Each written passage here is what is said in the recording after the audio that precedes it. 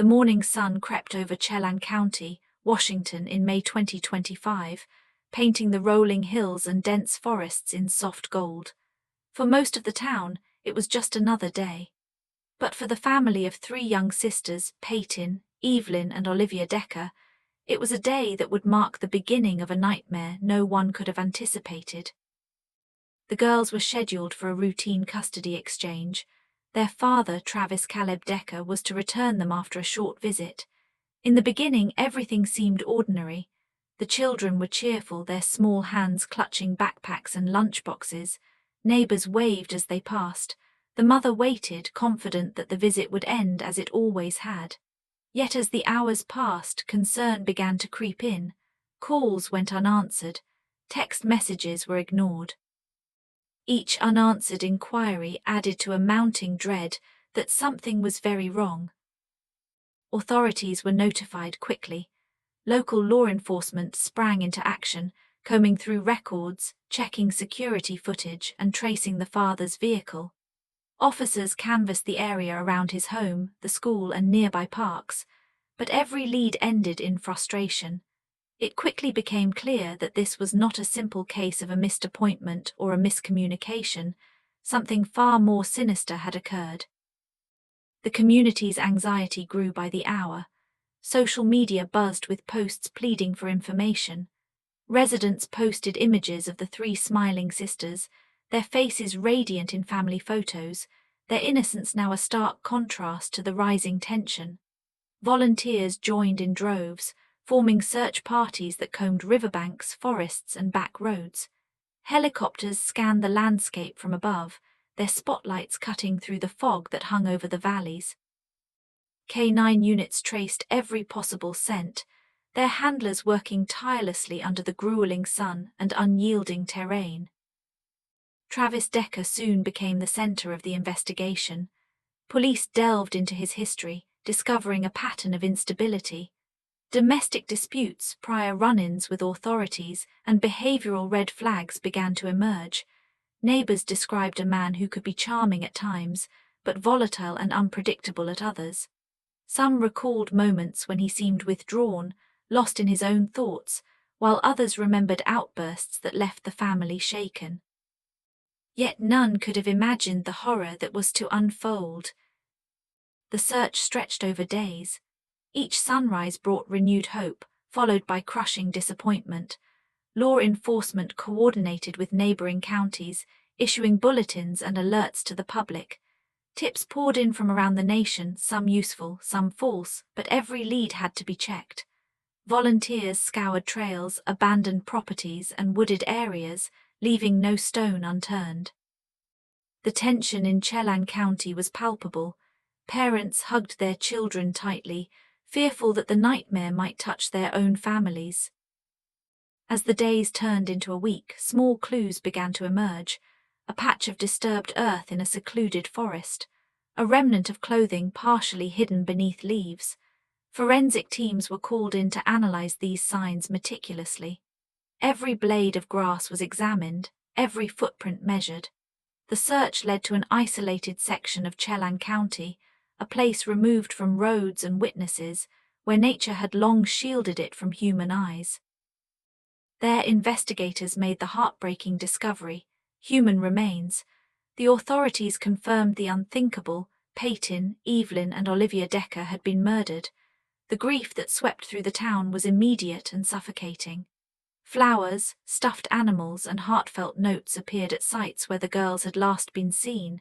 Candlelight vigils illuminated the streets, and the community gathered to mourn what could not be undone. The investigation intensified. Travis Decker, already a person of interest, became the focus of a nationwide manhunt. Law enforcement agencies coordinated across state lines, tracking his movements, checking surveillance, and scouring databases for any clue to his location. Reports indicated that he had left his home in a deliberate manner, taking precautions to evade detection. Every day that he remained at large increased the anxiety and fear in the community, and the nation watched closely, following every update with a mix of hope and dread. During the manhunt, details of the father's behavior emerged.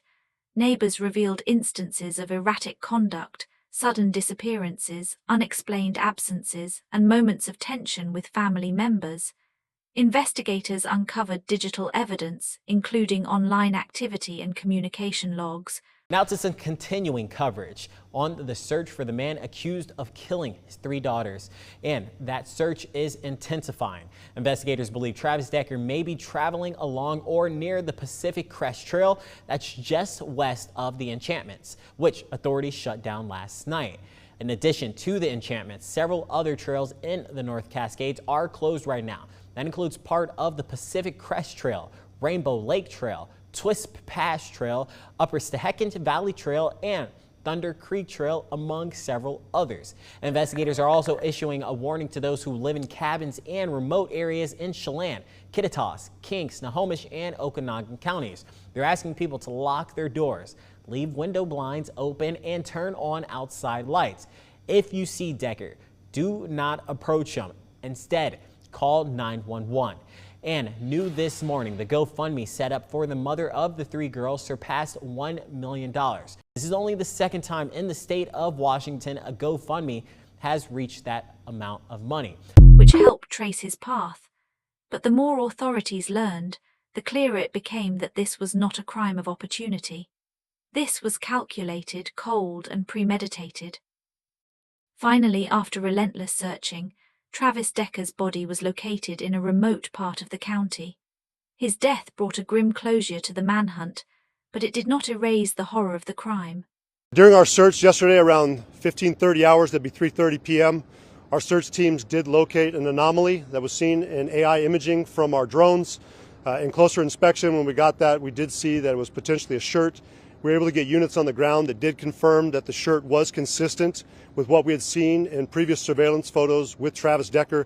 So I am confirming the shirt that we saw on scene is a match for what Travis was last seen wearing. In addition to shorts, which were U.S. Rangers shorts, they were also a match, and also personal items to include chewing tobacco that was consistent with what he had chewed, a bracelet which is consistent with what we'd seen in photos of him wearing. So collecting those items, we have since sent them off to the Washington State Patrol's crime lab. I have asked them to take their time, not rush this.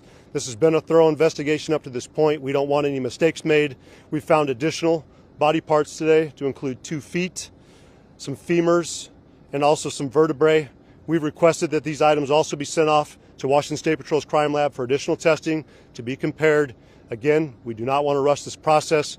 We'd like to have DNA results this evening, but I understand in the interest of justice, to ensure this case is handled properly, we have asked them to stand by, test more samples, and we hope to get those in the next couple of days.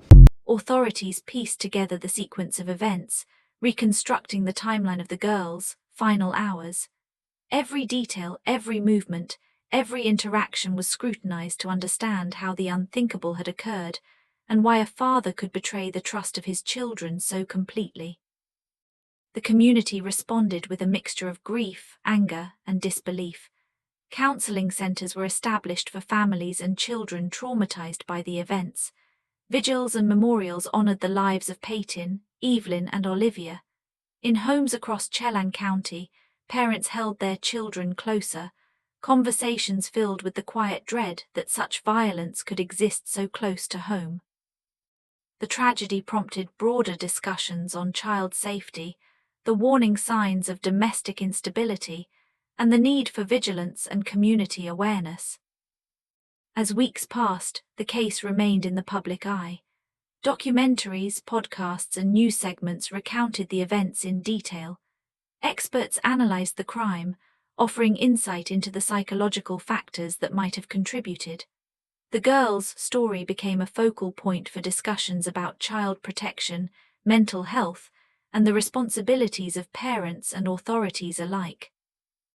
The investigation also highlighted the extraordinary efforts of law enforcement and volunteers, whose dedication and tireless work brought the case to its conclusion.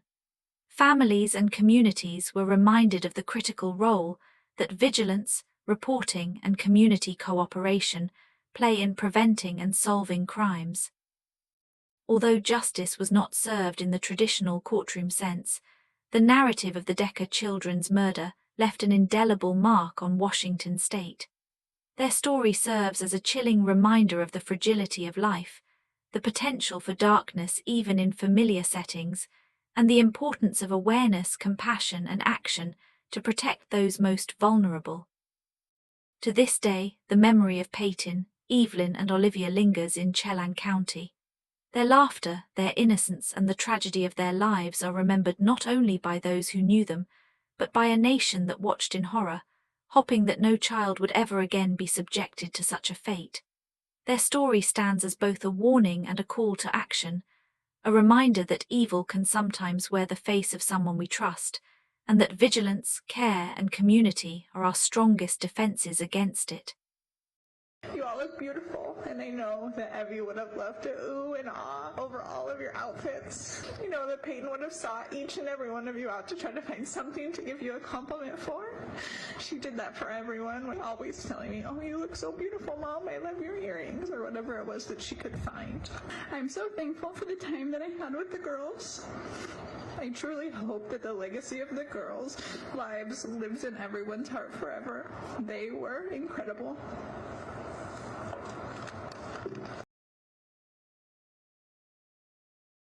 If you want more stories like this, don't forget to like, subscribe, and share. Your support helps us continue telling these stories.